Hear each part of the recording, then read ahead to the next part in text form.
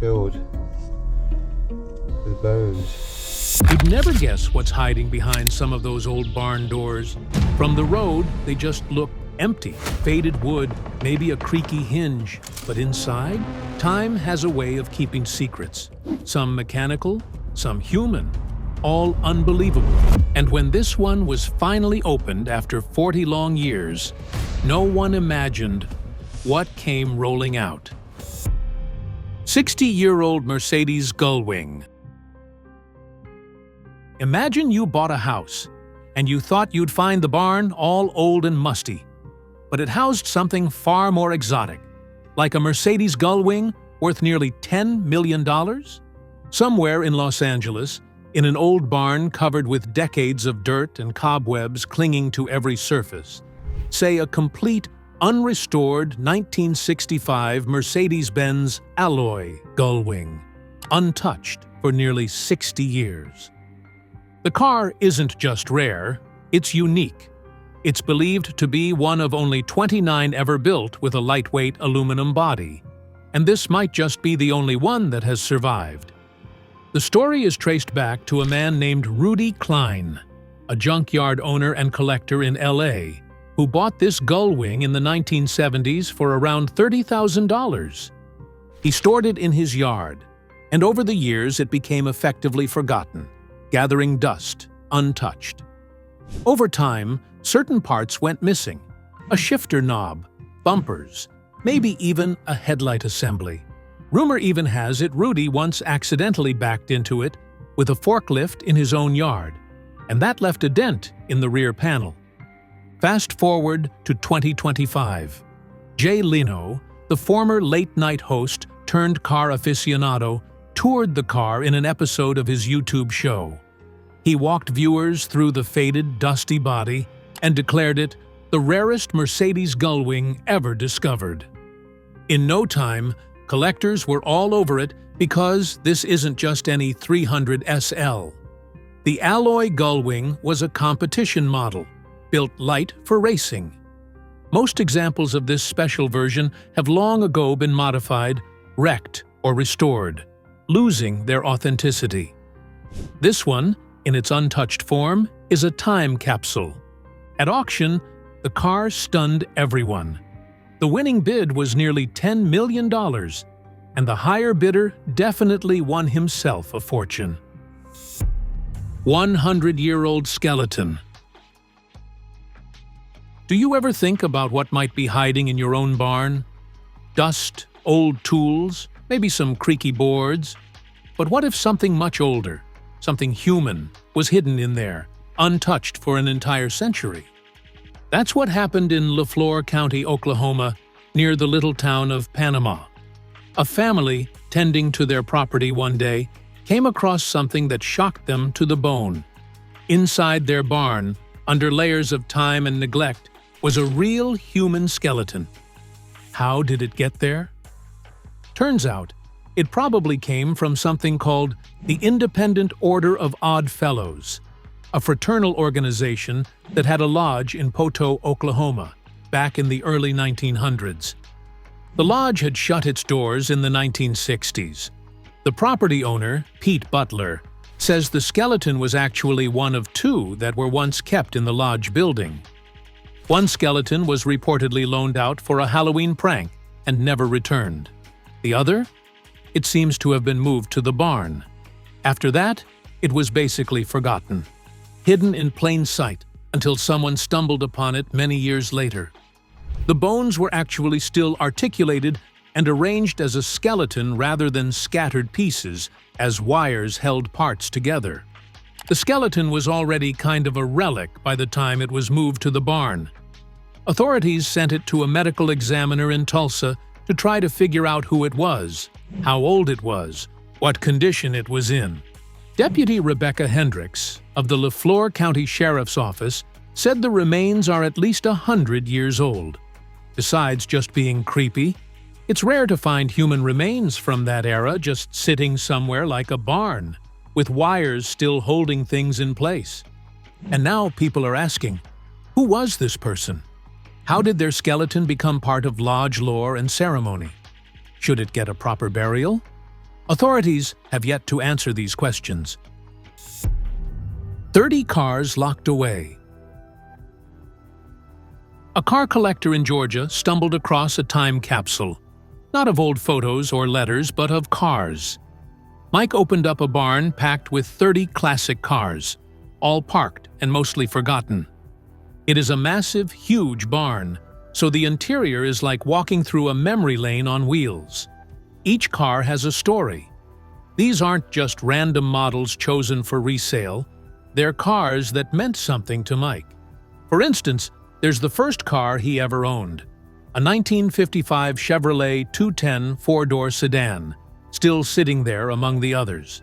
Then there's his favorite, a 1970 Monte Carlo, bought when he was about to get married.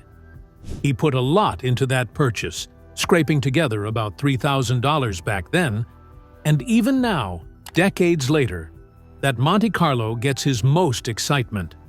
There's a 1967 Ford Anglia, which is rare in the States, a 1950 Chevrolet Deluxe Bel Air, a 65 Impala Caprice four-door hardtop, even a 1959 Rambler Super Club sedan that used to belong to a friend, inherited through generations. Many of these cars have been parked for years, stored away, collecting dust, bits of rust, and needing attention. The barn itself is an artifact. It's not fancy. In fact, it needs repairs. The roof sags in one corner. Sunlight filters through gaps. Cobwebs drape across the dashboards. But Mike keeps saying these cars weren't saved for money or prestige. They were saved for the memories. The vehicles that went with family moments, with first dates, with road trips, with prom nights. Take the 1963 Dodge Dart wagon. His father-in-law bought it new, and Mike still holds onto it out of respect. Or the 1950 Bowtie wagon, owned since the early 80s, a vehicle that seems to ground him. Some may never run again. Others might be restored back toward their former glory. But the way he talks about them, you can feel how much they mean to him. Bronze Age sword. It's 1965, County Fermanagh, on the banks of the River Arny. A man named Ambrose Owens was fishing beside some old stepping stones when he noticed something in the riverbed. It was a sword, bronze, heavily corroded, water-worn, but unmistakably a blade. Unsure what to do with it, Ambrose pockets it. Then life carries on. For decades, that same sword lives quietly in the Owens family's barn, just tucked away among tools and dust. Now, fast forward over 50 years. Maurice Owens, Ambrose's brother, is cleaning out equipment in that old barn. He stumbles across the sword again, but this time he was extremely curious. Maurice reached out to archaeologists involved in a local heritage project, Battle, Bricks and Bridges, which also works on investigating the site of the 1594 Battle of the Ford of the Biscuits. And they inspected the sword. The experts date it to between 800 and 600 BC, meaning it's about 2,800 years old, give or take. Bronze Age. It's not just any bronze sword either. Its design suggests high social status, and that this wasn't a peasant's tool, but something more worthy, possibly ceremonial, possibly martial. The blade was likely deliberately broken before being deposited in the river, and it seems intentional, part of some ritual custom rather than a simple loss during conflict. They also got clues from metallurgy and style. Some of the design features point to influences from across the water, in the Thames Valley in England, for instance, and material analysis hints that part of the metal may have come from tin sourced as far away as Cornwall. The significance really landed when the community realized how rare finds like this are in Fermanagh. As locals learned more, there was pride. This sword was coming home. It was later purchased or secured jointly by Fermanagh and Omagh District Council with support from heritage groups and the National Lottery Heritage Fund, so that it could be preserved and displayed in Fermanagh County Museum at Enniskillen Castle. Now the blade has become a real sight to behold. It sits behind glass for the public to see. And what started as a random catch by a fisherman became a powerful touchstone for local history. Missing family. Back in January 2012, authorities in rural Grayson County, Texas, got a devastating call. A family, elderly couple Harold and Sue Harpst, and Sue's daughter, Regina Taunton, had been missing since January 15th. They were from Leonard, near Fannin County, but the search would pull in Grayson as well. At first, it was a welfare check. Folks were worried when their van was missing, and the Harpsts hadn't been seen or heard from. Then, things escalated because there were signs at Harold and Sue's home in Fannin County that made deputies suspect foul play, evidence that something was very wrong. Then came the discovery. Deputies found 3 bodies behind a barn in Grayson County, suspected to be Harold, Sue, and Regina. The location was rural, pretty isolated, and behind that barn, the sort of place people don't check in every day. Because of how remote it was, the bodies were fully concealed, meaning finding them took time and the right lead. Meanwhile, attention turned to Sue's son, Thomas Lloyd Taunton, Regina's brother. He was quickly made a prime suspect. Law enforcement issued an arrest warrant for him. He was arrested not in Grayson or Fannin County, but in Louisiana after his truck broke down. As of the discovery, officials said the bodies would go to the Dallas County Medical Examiner's Office for autopsy and identity confirmation. Till now, the causes of death have not been publicly released. 1934. Triumph Gloria. Imagine checking out an old farm property and finding a forgotten car sitting quietly in one of the sheds. That's exactly what happened in the UK when a YouTuber from the channel IMSTOKZE came across a 1934 Triumph Gloria hidden away in a dusty barn. The place looked like it hadn't been touched in years. You know, rusted machinery, old tires, and clutter everywhere. But behind all that mess was something completely unexpected. A pre-war British classic that had clearly been off the road for decades. The Triumph Gloria is not a car you run into every day. It was produced between 1933 and 1938, and it was one of the company's early luxury models. When the camera light hit the car, you could just make out the lines that made it special. The metal was covered in rust, the leather seats were cracked, and parts of the roof had collapsed in. But beneath all that damage was a genuine piece of British motoring history. What made the discovery even cooler is how rare these cars are. Only a few thousand Glorias were ever made, and far fewer survive today. Some were 4-door saloons, others sporty 2-seaters, and each one had its own handcrafted touches. The YouTuber who found it didn't just walk past it.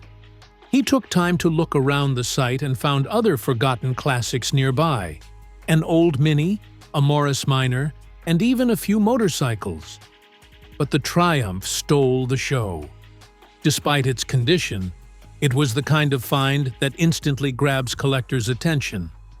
Experts who later saw the video estimate that a fully restored Triumph Gloria could be worth tens of thousands of dollars.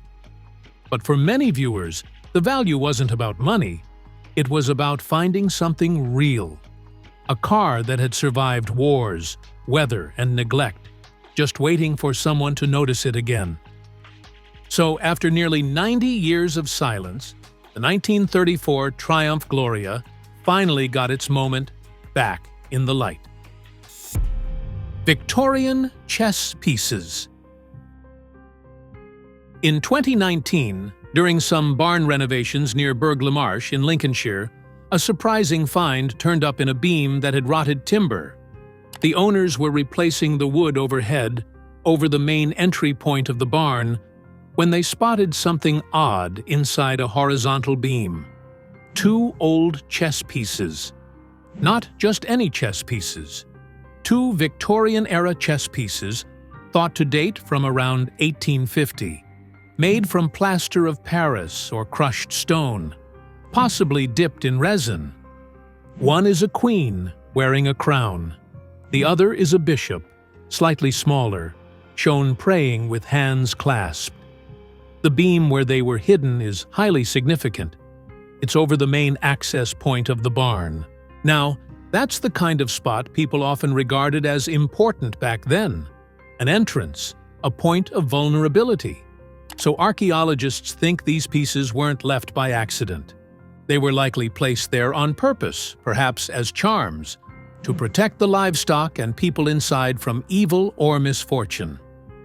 Dr. Adam Daubney of Lincolnshire County Council, who handles finds like this, said that while Victorians are often thought of as very modern, many still held strong superstitions. Things like shoes, miniature Bibles, or even mummified cats are known to have been concealed in walls or chimneys for good luck or to ward off evil. But chess pieces? That part seems unusual. Another interesting detail they found was that the barn was once an outbuilding for livestock, according to historical maps. That suggests the location's old use and importance, and that protecting animals was probably a big concern for whoever placed these pieces. But why just a queen and bishop out of a whole chess set? Archaeologists think the choice is meaningful. The bishop is shown in a praying posture. The queen may have been selected for symbolic or spiritual reasons. Some think she might have been intended to stand in for the Holy Mary, in a protective, almost holy role. These weren't random pieces. They were likely chosen because whoever used them believed they had particular power. Unidentified skeletal remains.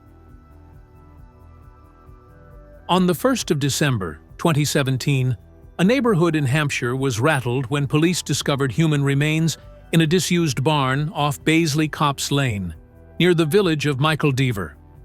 The barn was found while officers were investigating an unrelated burglary. The remains were already in a state of advanced decomposition, meaning the person had died at least a year before being found. The man was described as white, possibly in his 30s to 60s, about 5'6" tall, with short, fair brown hair, a narrow face, and noticeable overbite.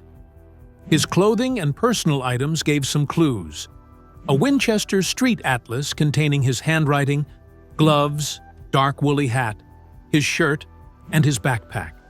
In the barn, officers also found a sleeping bag, a rucksack, and a Sony Walkman. Despite all this, identification has repeatedly failed. DNA, fingerprint comparisons, dental record checks. None matched any known missing persons in the UK. The death was ruled unexplained, but somehow non-suspicious. There were no obvious signs of trauma, no restraint, no clear indication of foul play. In 2019, however, witnesses came forward in the summer of 2012 to help solve the barn skeleton mystery. Apparently, they had met a man in Itchenstoke, which is only about 7 miles away, who asked to camp in their garden. He apparently spoke with a French accent, said he had been in the French military, and mentioned traveling on to Ireland or Canada. This could mean he must have been far from home and perhaps estranged from family. But that was about it. They only gain a little more insight through scientific work. An isotope analysis of teeth and bones by the University of Reading suggests the man may have grown up in southern or southeastern France, Corsica, or western Switzerland, and spent his early years in a fairly large urban area. Till today, his cause of death remains unknown. Because no clear injury or attack was found, natural causes are believed to be most likely. As of the most recent appeal, police are reaching out not only locally, but internationally.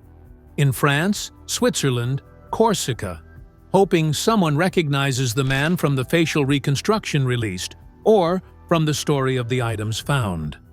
There are just bits of him left behind: clothing, books, maps, the atlas with handwriting, each a clue, but none have yet led to a name. Henry Trigg. Henry Trigg was a grocer in Stevenage, Hertfordshire, born around 1667. He was a well-off man, owning properties, involved in the parish, active in the community. But one incident changed how he thought about death. One night, he and some friends walked by a churchyard and saw grave robbers looting freshly buried graves, and the sight just haunted him. After that, he resolved that his body would never suffer the same fate. So, when he made his will in 1724, Trigg demanded something very unusual. Instead of being buried underground in the churchyard, which was the norm at the time, he specified that after his death, his body should be placed in a coffin, lead-lined, and then hoisted up into the rafters of his barn. He wanted it laid on a little floor erected for that purpose, about 10 feet above the ground. He also had other detailed instructions. He wanted the coffin kept there for at least 30 years, believing that by that time he'd be resurrected in the Christian sense and could take back his estate. There was even a clause saying that the barn should be locked from the inside and that the key be placed inside his coffin so that he alone could open it when he returned. As you might guess, that particular detail raises practical questions. When Trigg died on the 6th of October 1724, his brother, Reverend Thomas Trigg, carried out the unusual will. His body was put into the required coffin, lifted up into the barn's rafters above his property on High Street. Over the centuries, the coffin became a fixture of legend. The barn and Trigg shop later became the Old Castle Inn in 1770, and people made pilgrimages to see the coffin in the rafters. In 1831, a landlord opened it and reported that hair on the skull was still well preserved. Then, in 1906, the East Hertfordshire Archaeological Society examined it and found what remained was about 2/3 of a skeleton. But things started going wrong. Over time, bits were taken. A carpenter is said to have removed a tooth and a lock of hair during repairs. During World War I, soldiers stationed in Stevenage supposedly pilfered bones as souvenirs. Some accounts say that animal bones replaced what was missing, maybe to maintain public interest. Finally, in 1999, when the building was renovated, the coffin was temporarily removed. Reports differ. Some said it was found empty. Others claimed there was a mixture of human remains, animal bones, and debris inside. Whatever was left was apparently reburied or disposed of properly. The empty coffin was put back in the rafters as a curiosity. A plaque now marks the spot. St. Cecilio's Church. Imagine renovating an old church, fixing up a kitchen, adding toilets, doing things people need, but underneath those updates lie secrets nobody saw for centuries. That's exactly what happened in St. Cecilio's Church, Sellac, near Ross-on-Wye, Herefordshire, when builders started work in the back of the church. Workers opened up a broom cupboard at the bottom of the bell tower, and what they found right under the flagstones was startling: 6 or 7 skeletons, including what appears to be an infant's skull just a couple of inches under compacted earth. They were buried in wool sacks, which gives a clue to how old they are, maybe 1600 or earlier, because that's when coffin burials became more widespread. But that's not all. One skeleton is built into the tower, embedded in the wall, as though it was part of the structure. Another had its legs cut off later on, seemingly to make room for the tower's build or later modifications. Those bodies likely predate 1420, which is when the tower is believed to have been built. That means these remains lie deeper in history than many of the church's existing features. The burials seem hurried or informal in some ways. Outside, in very shallow graves, they found a mother, father, and child together. Because the graves weren't marked, buried in sacks, and located so close to the church building and very shallow, people believe these may have been plague victims. Archaeologists now have to tread carefully. There's a large sealed crypt under a chapel extension that nobody really knew existed before. It may contain more bodies, 8 burials mentioned in old memorials inside the church. But opening it is risky, partly because of concerns about lead-lined coffins and health risky, and so far they haven't disturbed it. At the moment, all the bones have been catalogued. The church plans to enter them properly in the graveyard. Turns out, old buildings don't just hold stories in their stones. They hold the remains of lives forgotten, until someone peels back the floorboards or cracks open a wall. So, you see? Every barn has its secrets. Some hold cars, some hold bones, some hold history itself. Don't forget to like this video, hit that follow, and subscribe to the channel, because we've got plenty more where that came from.